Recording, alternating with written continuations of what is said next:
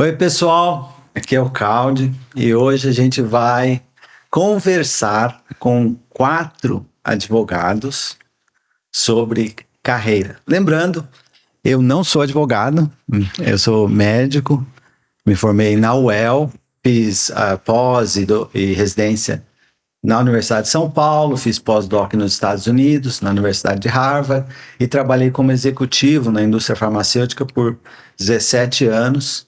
E hoje a gente vai conversar sobre a carreira com 4 advogados bem-sucedidos, mas com carreiras muito diferentes um do outro. A gente vai conversar com o Arthur, que é advogado da União. Isso. E uma pessoa que eu conheço há... Você estava fazendo a conta agora, anos, né? 38, né?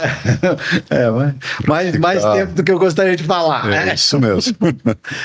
A minha irmã, a Nádia, que é líder de um grupo de investigação em fraude, lavagem de dinheiro num banco europeu. A Ana, que é uma empresária e minha parceira no Modus Foran, e a gente trabalha junto na empresa, nessa startup, e ela é uma empresária em direito empresarial, e ela vai falar um pouquinho da carreira dela também. E a Temis, que eu também conheço faz muito tempo. Não tanto quanto o Arthur. Desde a época que você era uma menininha. Exatamente. E você é docente de direito da UEL. E são 4 carreiras muito diferentes, 4 caminhos muito diferentes. Mas o que eu gostaria de conversar com vocês é a respeito da importância das habilidades subjetivas, das soft skills, coisas que a gente normalmente não conversa quando a gente fala de carreira. A gente não fala de como pensar criticamente, como colaborar mais efetivamente, como saber os próprios limites e saber como aprender e refinar o processo de melhoria contínua que é necessário para você progredir na carreira. Então, e isso é algo que muito pouca gente conversa a respeito quando você fala de uma carreira mais técnica.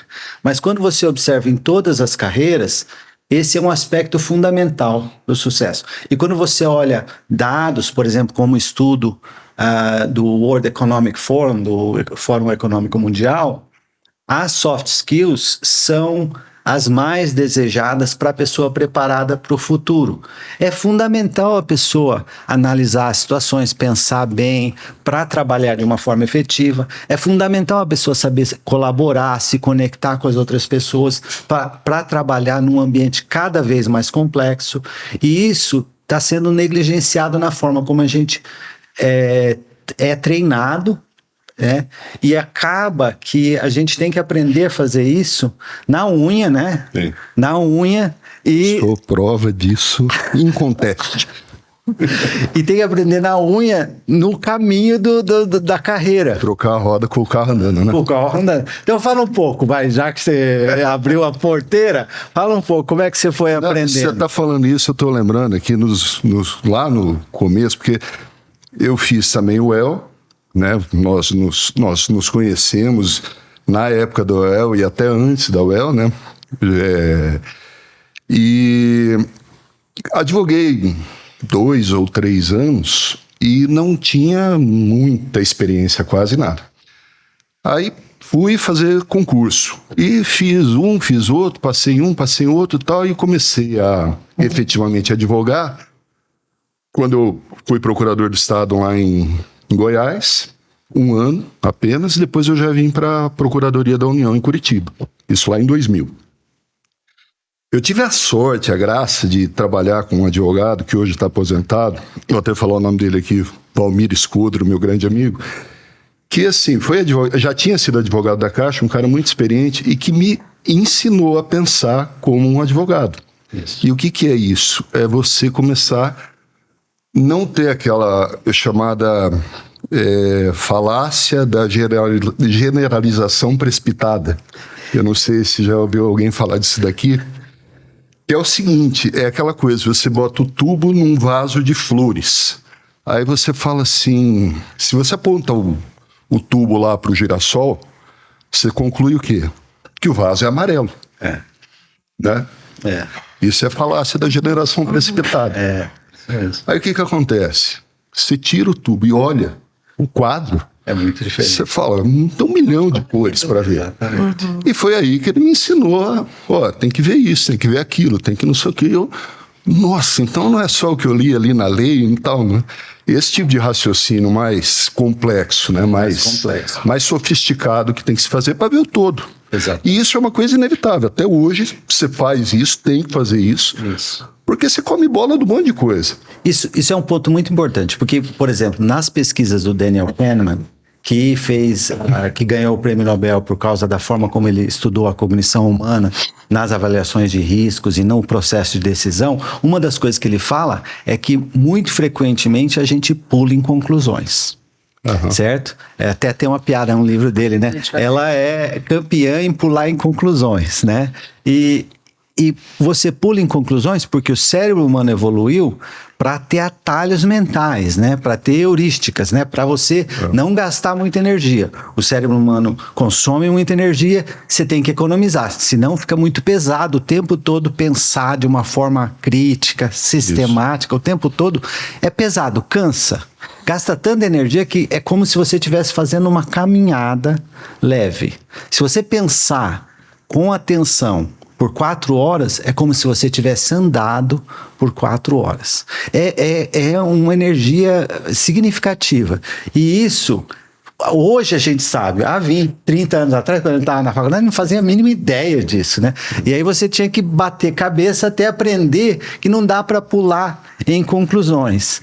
E aí, mas qual o impacto que isso trouxe na tua carreira? Aprender isso? Como você foi trabalhando nisso? Olha, você começa a perceber que primeiro você tem que fazer um checklist de algumas coisas, porque não dá para você achar que sabe tudo, né? E você tem que... É aquele negócio assim, o cara dá um problema no carro, o cara chama um mecânico, vai lá, não sei o quê. Às vezes só tá faltando gasolina, né? Tipo, olha se o ponteiro do tanque tá... Botou gasolina, pronto, acabou. Tá resolvido todo o seu problema, né? Então, assim, faz um checklist desde as coisas básicas para ver se não é aquilo.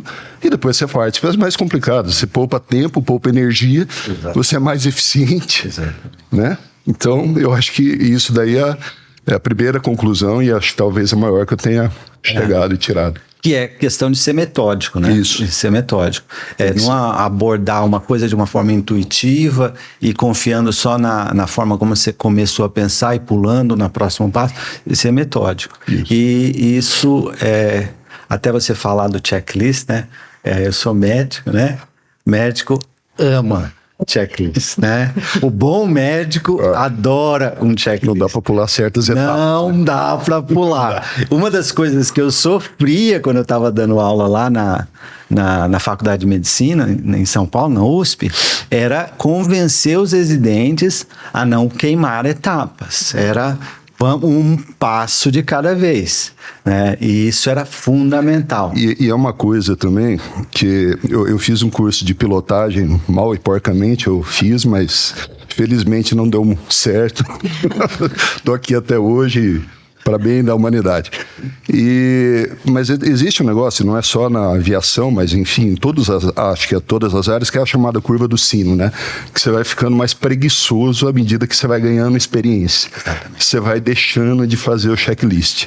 E aí o teu índice de acidentes, de erros básicos vai assim... Exato. Então você não checa a pressão do óleo, você não checa para quem é da aviação, se o tubo de pitot tá limpo para ver a velocidade do vento. Exato. Coisa básica que você tem que fazer. E aí começa acidente. Quando você vai ficando mais velho, você volta a fazer o checklist. Os acidentes caem, né? Por quê? Porque você fez o básico, você fez o feijão com arroz. Exatamente. E isso acontece também em cirurgia, sabia? Eu acho que em todas as áreas, né? Cirurgiões, o número de acidentes com cirurgias varia com a experiência por causa de ter ou não a disciplina de aderir ao método. Isso. E Themis? Eu. O que você acha dessa história toda? E você? Você também teve que aprender na unha essa história toda? E você que é docente, como é que você vê a geração que está vindo em relação ao preparo na forma de pensar criticamente? Bom, então vamos lá, né, por partes. Eu tenho uma certa preocupação com a geração que está vindo atualmente. Primeiro porque é uma geração que tem um excesso é bombardeada com informação, nem sempre uma informação da qualidade devida. Eles têm muita quantidade, mas eles sequer têm a condição de selecionar o que vale a pena e o que não vale. Exato. E eles estão chegando sem uma coisa que eu acho que a nossa geração teve. A gente teve que aprender a fazer sem muletas. Sim, é verdade. Tinha que ir na biblioteca tirar raio-x, não, é Xerox. Né? Então, o que acontece? Eu vejo que, para mim, para vocês, certamente, uma inteligência artificial qualquer é uma ferramenta. É só uma ferramenta. Mas eu vejo uma geração dependente. E completamente acrítica no sentido de selecionar. Isso aqui vale a pena, isso daqui é questionável, isso daqui eu posso confiar. Exatamente. Então, isso me gera muita preocupação. Outra coisa que me preocupa demais é que o nosso modelo educacional, ele é da década de 50, de 60. Ele é péssimo. E a gente está num momento em que é impossível. Eu falo isso, eu já tenho algumas... isso é constrangedor falar, né? Mas eu já tenho mais de década de docência. E é impossível você sair de uma universidade, de uma disciplina que seja, por mais que você goste, sabendo tudo. Sim, não sabe, não é impossível. Então, o que acontece? As coisas estão mudando muito rápido, legislação muda, precedente jurisprudencial muda. Eu falo reiteradamente para os meninos, eu falo, olha, vocês têm que sair daqui, não é sabendo todas as regulamentações, mas vocês têm que saber como usar as que estão vigentes e estar prontos quando elas se alterarem para vocês acompanharem esse bonde. Exatamente. E aí é que a gente vê. Exatamente. Porque a constância... É muito rápido. É muito rápido. Eu brinco com eles, teve uma vez, assim, eu nunca esqueci. Eu entrei numa sala de aula, eu dei aula sobre um tema, né, que no caso era Eireli, né? E eu falei, olha, tá pra ser revogado. Então vocês fiquem atentos, a gente tá vendo esse conteúdo, tem que passar e tal. Na semana seguinte foi revogado. Aí eu falei, então vocês lembram? Então, já não vale mais, agora a gente tem que estudar a sociedade limitada unipessoal. Então, exatamente. Se você não está preparado para essa mudança que acontece sem parar, e você não consegue acompanhar, você não tem as ferramentas necessárias de adaptação, de lógica, de compreensão sistêmica do ordenamento jurídico, né? Eu falo, esqueçam as caixinhas. Né? Não existe um direito empresarial, um direito constitucional. Vocês têm que... Exatamente. Caso concreto. Eles tentem pensar no problema e, a partir do problema, tenta fazer... O direito, ele não é necessariamente indutivo, né? Ele é dedutivo. Mas, em algumas situações, eu acho importante o aluno pegar o caso concreto e, a partir do caso concreto, conseguir fazer essa ilação. E eu vejo que cada vez mais eles têm dificuldade. Então, eu vou destacar alguns pontos do que você falou, tá? Tá. Então, vamos lá. Primeiro, na geração que está vindo, a qualidade da informação que eles consomem é péssima. É bastante questionável. E concordo com você em gênero, número e grau. Porque quando, por exemplo, você vai fazer uma síntese de um conhecimento a respeito de uma área qualquer área. Se você vai fazer uma síntese daquele conhecimento, você tem que trabalhar duro para compilar todas as informações e sintetizar de uma forma equilibrada, balanceada, com nuances. Né? Sabe aquela história? Sim. Eu escrevi uma carta longa porque eu não tinha tempo de escrever uma carta curta. Sim, entendeu? exatamente. Porque para escrever uma carta curta, você tem que trabalhar para passar as informações certas, da forma certa, de uma forma assim. Então, a síntese das informações dá muito trabalho. E ninguém faz isso. O conteúdo sai que nem, assim, uma mangueira de... Sim. Né? É basicamente um copy-paste, né? É um copy-paste, exatamente. Aí o segundo ponto que você destacou é que pensar requer esforço. Então, olhar, analisar, contextualizar, comparar, olhar o todo e depois olhar olhar a árvore, depois olhar a floresta, daí voltar para a árvore de novo e entender todo aquele contexto dá trabalho. Dá. Tem que ter esforço. Pois é. Então esse também está faltando. Eu não sei se está faltando ou se, sinceramente, eles não aprenderam. Eu vejo. Eles na não prática, aprenderam. Eles não aprenderam. Porque eu vejo, por exemplo, em casa, eu tenho filhos em idade escolar. O meu filho, ele fala para mim, mas por que você não quer que eu use? Todo mundo pergunta a resposta pro chat GPT. E eu falo, primeiro, aquilo que toda mãe fala, você não é todo mundo. E segundo, eu falo, se você não souber fazer, você não tem como saber se a resposta Vai que o tá chat certo te ou deu errada. tá certa ou errada. Eu fiz uma viagem. Ele alucina bem, né? Ele alucina bastante. A gente, eu tenho um projeto de pesquisa sobre direito e tecnologia. E hoje, 95% das IAs têm apresentado problemas de resultado. Tem. É muita coisa. É muita coisa. Você não pode confiar. E aí tem uma que alucina e cria um dado, tem outra que... Cria referência científica que não existe. Pois é, criação de jurisprudência já virou moda. Aí você imagina, você faz uma petição, coloca uma jurisprudência que foi uma IA que inventou. Exato. Porque ela concluiu que, com base no que ela já teve, já foi alimentada, que seria o lógico. Exatamente. Teve agora uma decisão do Tribunal de Justiça de São Paulo que repreendeu um advogado porque ele tinha colocado na petição 46 jurisprudências feitas por IA. Meu Deus. 46? Pois O cara é. não botou uma ou outra. É isso. Não, Não, é um que não sabe usar como ferramenta. Mas um dos problemas Compra da aqueles IA pacotinhos de fazer petição para você.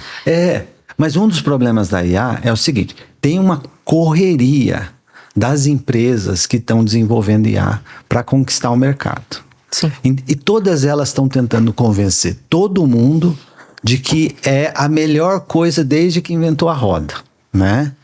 Só que, por exemplo, se você olhar recentemente, saiu no Economist, a capa da Economist falando, será que a gente não está queimando dinheiro? Isso aí é realmente verdade ou é do inglês hype, né? Uma coisa, ou um exagero? Uma onda, E lembra quando teve aquela bolha da internet, da AOL, que ia tudo vender pela internet e depois teve uma crise econômica? Então, e na hora que você testa os modelos de IA, é um estudante universitário mediano. Então, o que vai acontecer? Tudo que você fizer vai ser mais ou menos mediano e é probabilístico. Quer dizer, Vai nivelar por baixo. Vai nivelar por baixo. Exatamente. Então, tem que tomar cuidado. Agora, se for um instrumento na mão de alguém que pensa... Aí pode ser uma ótima fica, ferramenta. E aí, assim, a pergunta que eu mais tenho recebido dos alunos da graduação, da pós-graduação, professora, você acha que a IA vai roubar o nosso emprego? Eu falo não. Quem vai roubar o seu emprego é aquela pessoa que sabe usar a IA. Exatamente, exatamente. Não é a IA, é a pessoa que saiba usar a IA. Então, assim, eu tenho tentado conversar muito, essa situação que você falou da carta longa, carta curta, né? Eu sempre dou alguns exercícios para os meus alunos, porque hoje em dia a molecada não lê. É muito pouco. Então eu passo alguns textos e aí eu comecei a perceber que vinha uns resumos, assim, muito não confiáveis. Bem feito demais. Aí eu falei, tudo bem, então agora vocês apresentam. Quem sabe faz ao vivo. Ah, professor, mas a gente precisa de uma aula. Eu falei, vocês têm 10 minutos. Olha, foi um transtorno. Porque não conseguem. Não consegue. E aí eles falavam assim, mas professora, mas não tem como a gente resumir. Eu falei, mas eu não quero um resumo. Explica. Eu quero que vocês tragam para mim quais são as conclusões, quais são as premissas e quais são as conclusões desse texto. Exatamente. E aí, eles, num primeiro momento, eles se chocam, mas depois eles entendem a necessidade disso. Exatamente. Né? Então, não é um exercício que para eles seja fácil. Não, para eles não é fácil. Mas eu não acho que seja por falta de interesse. Eu acho que é porque não aprenderam. Se der um caos aí que acabar a internet, essa molecada não sabe entrar numa biblioteca e fazer uma pesquisa. Não sabem. Não sabe. Agora, A experiência que eu tenho com isso, dos estagiários que chegam pra gente trabalhar junto e serem ensinados, então eu tenho o meu checklist. Mas esse checklist eu desenvolvi desde quando eu era estagiária, porque pra mim era assim, eu pego o livro tal, doutrinador tal, estudo e vejo o que ele fala. Aí eu pego o outro, vejo o que ele fala. Daí eu pego um terceiro e vejo. Aí eu me concluo do que eu acho. Acho que eu me identifico mais com esse. Aí depois você pega uma jurisprudência, um caso concreto e vai avaliando até você chegar num, né? Eles não. A forma de pesquisa deles é Google. Sim. Eles não pegam uma doutrina para ler, eles não pegam. Aí eu comecei a questionar isso. E eu falei assim, olha, gente, então aqui no escritório, todo trabalho que a gente for fazer, a gente vai partir da seguinte premissa. Primeiro, leitura da lei seca, para o caso concreto que vocês estão trabalhando. Depois, doutrina. Depois, por último, a gente faz um bench aí de artigos e tal no Google. Né, como um adicional. Eles não sabem fazer TMs. Não sabem. Eles não aprenderam, não é por maldade. E uma coisa também, né, que eu insisto muito, eu falo, pessoal, com o que vocês trabalham? Com lei. Eu falei, não, com linguagem. Com essa história de corretor ortográfico. Verdade. E com essa linguagem de texto que é BLZ, VC, eu nem sei todas essas abreviações. Tem dia que sem mentira, eu leio, aí eu paro, eu falo, não, eu tenho que ler de novo, porque eu não tô entendendo o que essa pessoa... E a pessoa sabe, ela até sabe onde que tá na lei e tal, mas ela não consegue expor o que tá, ela não comunica. Não sabe comunicar. Porque se você não gastou o tempo para entender o conteúdo, então a informação vai chegar na sua mente.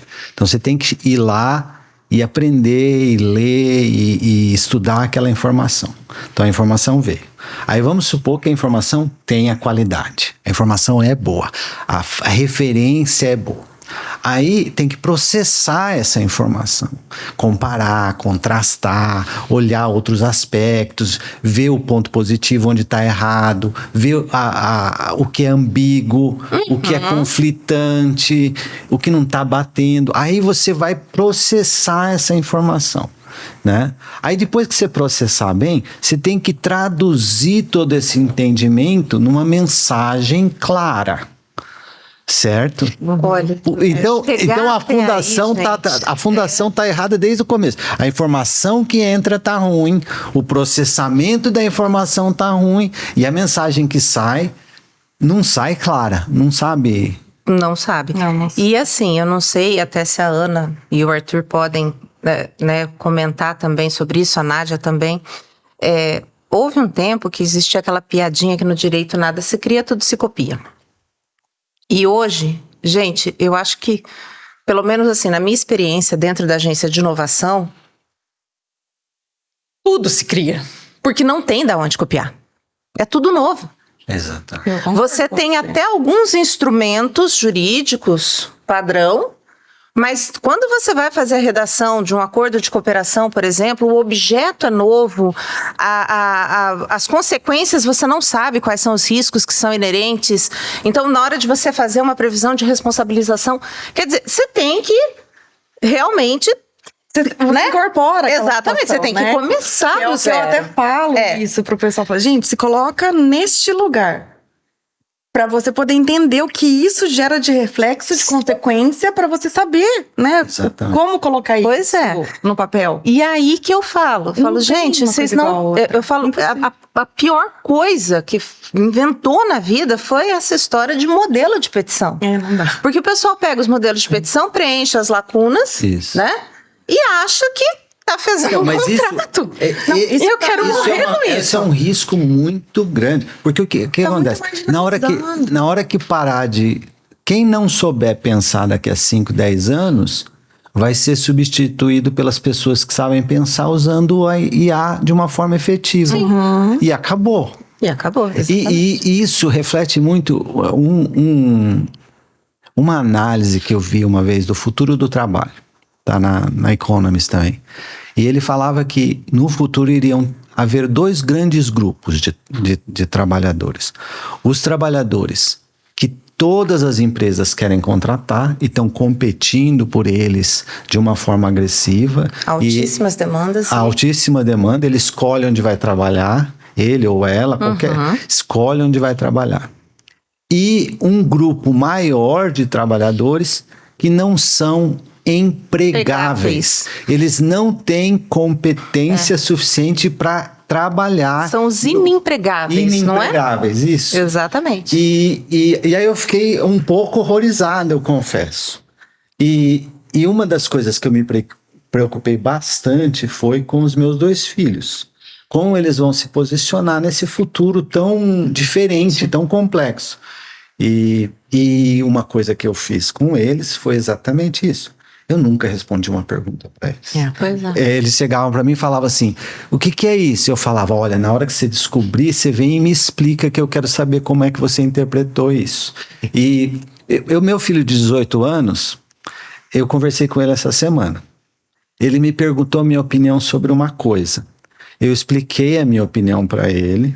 A pergunta dele é, um amigo dele estava em dúvida se ele deveria voltar para casa e ficar perto do grupo de amigos que eles têm, que são 6 amigos muito próximos, ou se ele deveria ir para longe e fazer a universidade nessa outra universidade que ele não estava se adaptando, não estava gostando, numa cultura muito diferente dele. Aí ele me perguntou, o que é melhor? Volto para casa, faço college aqui e depois repenso minha carreira, ou fico lá naquela universidade e fico longe dos meus amigos? Daí eu falei assim, olha, o que eu acho que você deve aconselhar o seu amigo está nesse paper. Aí eu mandei um artigo científico que fez uma meta-análise dos fatores mais importantes para o sucesso e felicidade de adolescentes homens. E era a qualidade dos amigos. E era uma meta-análise com mais de 20 estudos, mostrando consistentemente que a qualidade dos amigos dos adolescentes homens era um dos fatores mais importantes para o sucesso a longo prazo. Por quê? Porque você convive com pessoas que você está debatendo ideias, conversando e falando, engajado, e aí você aprende, você tem uma vida social rica. E essa vida social rica traz o aprendizado, traz a reflexão, traz o debate, e eu acho que o debate morreu, né? Morreu completamente. Nossa. E o pior não é isso. Eu não sei assim vocês, mas eu lembro da minha faculdade, da minha graduação com a maior saudade. Foram os melhores anos da minha vida, os meus melhores amigos foram feitos na faculdade. Hoje, eu percebo assim, existem, claro, grupos ou algumas turmas que se dão muito bem, mas no geral, quando você vai conversar com os alunos, eles falam, eu não vejo a hora que acabe, eu não aguento mais. Eles se sentem muito sobrecarregados, porque aumentou muito o volume de informação. Eles têm uma ansiedade absurda com o que eu vou fazer quando eu me formar. E um outro problema que a gente percebe é um adoecimento.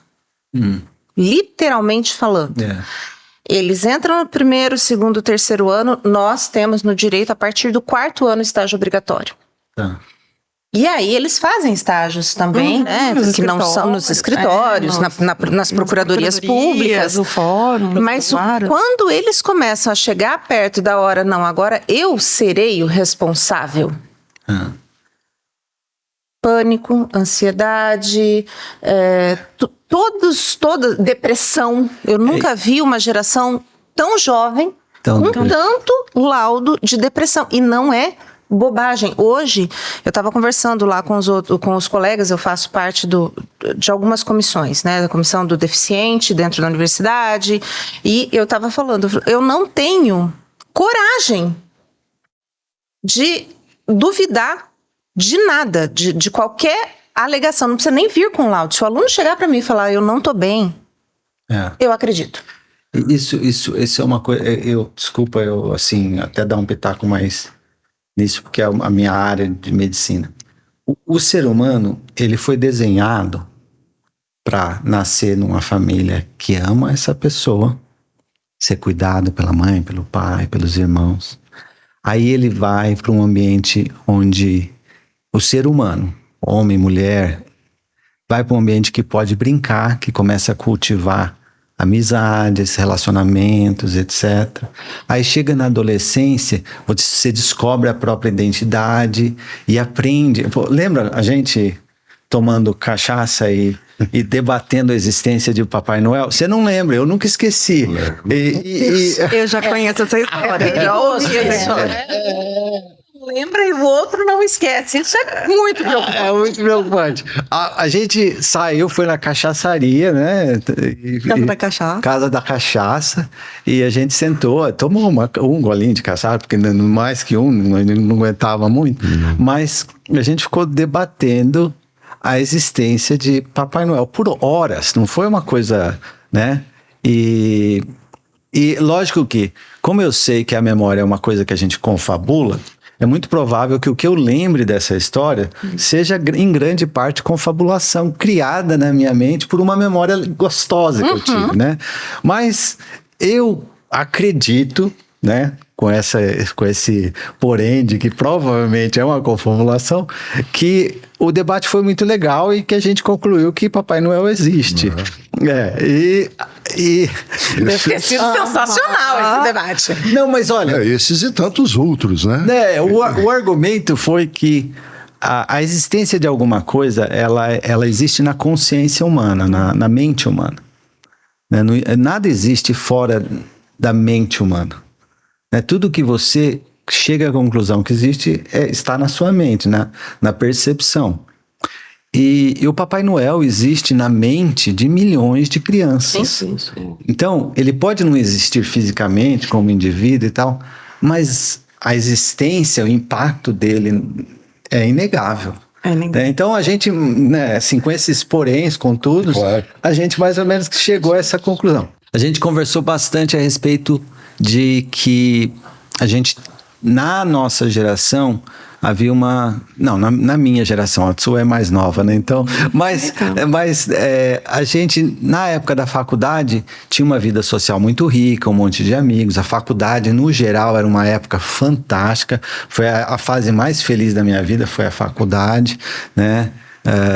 E eu acho que isso criava condições para a gente debater, para a gente expor as nossas ideias. Tinha muitos jovens, adolescentes apaixonados por intelectuais, livros, gente debatendo diferentes coisas e tal. E agora, a informação que chega nos jovens é assim, fragmentada, 90 segundos, né? E as coisas são muito diferentes na realidade. Essa evolução dessa nova geração, como você está olhando isso, considerando que você é uma empresária e está no mercado de trabalho? Explica um pouquinho a respeito disso para a gente. Nossa, você perguntando me fez um looping, assim, de sentimentos, porque na nossa época, né, as pessoas debatiam com paixão os assuntos. Bom. A gente tinha que mediar para que eles não se tornassem, assim, big deals, né? Brigas. E hoje em dia eu não vejo mais essa paixão, né? De você pegar o seu ponto de vista e ter aquele debate construtivo, gostoso, de uma forma respeitosa, tentando chegar, de repente, num denominador comum, ou então apenas debatendo pelo gosto de debater, né? Mas parece que não existe mais isso, né? Pelo menos, minha carreira no direito empresarial, eu já tenho 2 décadas, né? Que eu trabalho só no direito empresarial. Então, ele não é um direito de debate constante, né? Porque a gente não trabalha no contencioso. Certo. É muito mais nas negociações prévias, assim, né? Então, a gente via isso com mais incisividade. E os profissionais mais recém-chegados, eu vejo que eles talvez não tenham tanta... eu não sei se falta técnica. Também. Né? Porque, assim, às vezes a construção técnica não é tão assertiva a ponto da pessoa se sentir confortável de fazer o debate. Ou então que eles não têm mais. Mas tem um certo círculo vicioso, né?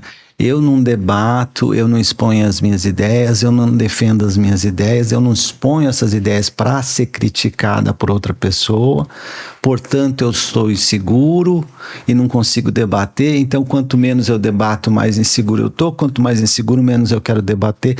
E não é debater, é dialogar, é dialogar. Porque, e assim, eu não sei também se é pelo mundo atual, né, que tudo vira um grande debate, polaridades, e às vezes você realmente fica um pouco...